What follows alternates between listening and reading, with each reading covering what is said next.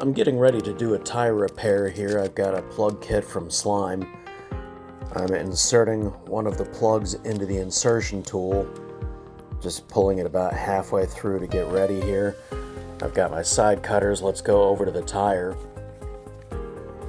There's a screw in the tire. I'm going to use the side cutters to get behind it and pull that screw out. Now I'm inserting the reaming tool into the tire.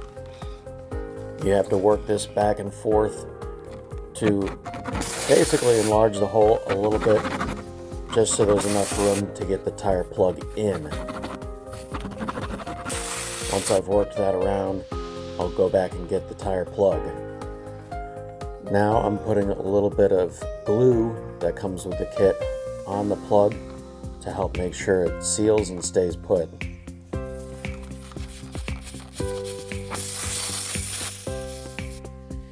Pushing that in. Don't go too far or it might slip inside the tire.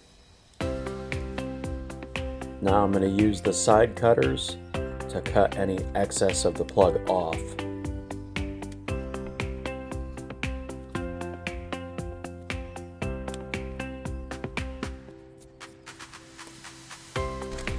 Now we'll grab the air compressor.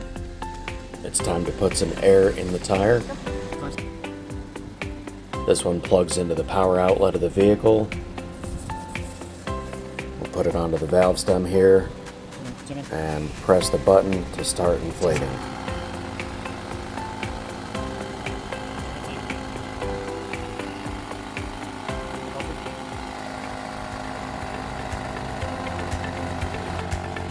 Once you've reached the inflation pressure that should be listed on the D pillar on a sticker, then you can take the compressor off and put your valve stem cap back on. You're all set.